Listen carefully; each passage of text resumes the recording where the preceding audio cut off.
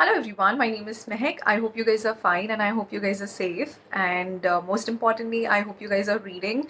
For those of you who are coming back, I really hope that I'm able to inspire you guys, with my reviews to pick up a book or fall in love with books and reading because that's the whole idea of me making these videos and sharing these reviews with you. Moving on to the book that I finished reading, it's called Ukeireru. It's by Scott Haas. It's about happiness and acceptance through Japanese wisdom. Now, you all know how much I'm always in lookout for books that are inspired by the Japanese philosophy and culture. I feel they have such great insights to offer us that we all can benefit from. So, moving on, the word yukeru basically means acceptance. It is about accepting people and things around you. It is about accepting your relationship in the community that you live in, at your workplace, and basically it's about accepting your present state without worrying, about your future or your past. Now, the author has started the book, by drawing differences between the American culture and the Japanese culture. He says, that America is more about self, wherein, Japan has always been about community, the way they are brought up and the way their culture is, there's automatically a sense of community which is invoked from the very beginning, which allows them, to accept people, to listen more, to accept a different perspective and opinion, which ultimately leads to less stress and anxiety, and hence Ukeiru as a practice is more popular in Japan. Now, he has basically given us, shown through practical examples what the people of Japan do, to imbibe this principle of Ukeiru in our life. So yeah, he says, that Japanese people really try hard, to be calm in their daily activities and to accept the opposite person's need and to accept their place in the natural scheme of things. And how they do it, is basically, like he says, they try and find calm in their daily activities, like drinking tea, coffee, or cocktails, so basically, he's given examples that how Japanese people, they try and engage their senses and, the ingredients when they are, for example, having a tea.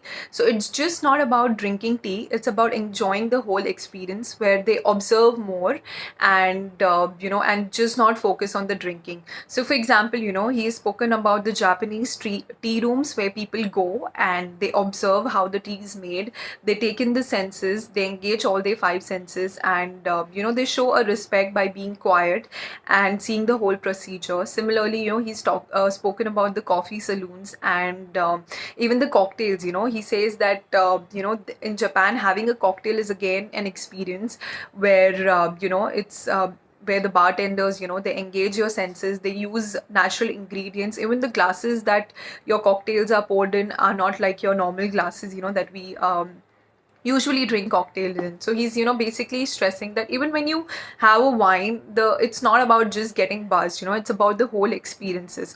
So I mean, if I have to ask you guys, when was the last time you really enjoyed your tea? Usually, for example, I love my evening tea, but there are times, I get back from work or I'm at work, and the tea is just gulped down, while I'm busy on the phone, or if I'm at home, I'm reading a book, or I'm busy chatting or something, I just gulp down the tea without, taking in the flavors or the smell, But after off lately, I've realized how important these, to find calm in our daily activities is.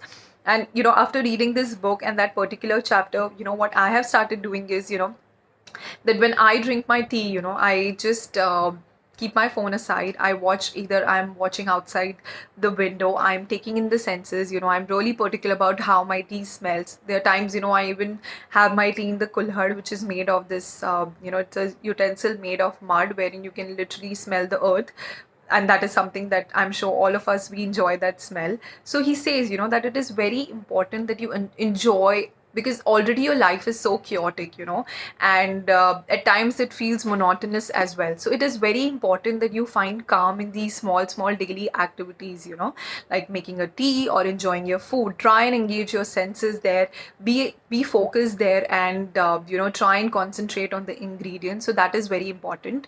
Moving on, the another thing that he after that he has spoken about different things that the Japanese people do with regards to community, which brings about the sense of acceptance. For example, their communal baths, which I'm sure all of us have heard about, which is again, you go there and for an hour you're just, naked with all the people around, and no one is really bothered, and you just enjoy that 1 hour immersed in the hot water. So he's spoken about the communal baths. He's spoken about a walk in the nature, which is again so important. Like a few of these things I've already read in the Japanese May book, and I have shared in that review. A walk in the nature, wherein you're just quiet and observing the nature. Like, if you're living in a city, you might have a small garden at your workplace, or the place that you stay in. So it's very important that you spend at least few minutes, if not an hour or half an hour, at least 5-10 minutes in the garden, just to take your mind off and observe the nature, is also very important. Another important thing, that he has stressed that the people do in Japan is that they take naps. He says that taking naps shouldn't be a luxury, it's a necessity, and it's okay to just say that you're exhausted and you want to take a nap. So he has really stressed on the importance of taking naps, and he has given us the examples that how companies like Google, and a few other companies have these sleeping pods in the capsules in the offices wherein you can take naps. So again, he's talking that it is important to take nap. Moving on, another important chapter that I really liked about in this book, which is the biggest form of acceptance that each one of us can do, is be silent. So he says that it's important that you build a space around yourself, activities and space around yourself where you're silent, because that is the biggest form of acceptance, where words are not needed. Because being silent and not giving your opinions allows you to take things as it is. They allow you to see a different perspective. So it is really important that you be silent. So for example, also it allows you not to react to things, which is again avoids stress and anxiety in your life. For example, earlier I used to always have arguments with my dad, because whenever he used to get angry or something, I always had a thing about, reacting. And like, for example, he used to come from office and he used to just, his mood used to be off or something, because that happened at the office. And he used to just shout and, say things. And I used to be like, I used to react at the same moment. But later on, I realized, it's important that I be silent. I take things as it is. I accept that, he's had a bad day, and it's important to give him that time, to just come back to normal. So the sooner you start accepting things, the sooner you start accepting silence, you avoid such unnecessary situations where you react with, which ultimately affects your peace of mind. So that, he says, again, is very important, the whole idea of silence. Another thing which is important in acceptance, he talks about, is apologizing. So he says that it is important that you apologize, and also that you accept someone's apology, because that allows you to move on, detach yourself from the past, accept the present, and move on, which is very important again. Another thing that he's spoken about, which is really important, which people all over Japan do, is they apply these few strategies while making decisions. So when you make a decision, he says that it is very important for you to measure that what is the immediate impact of this decision going to be. Also, is it important for you to make the decision at this moment itself? So he says that these all things, what all I have spoken about, and a few things more that he has shared in the book, all these things, allows you to be present in the in the current state, and accept people around you, for the whole well-being of yourself. Now I'm going to read out two, three quotes that I came across in this book, that again, like always, I would love to share it with you guys.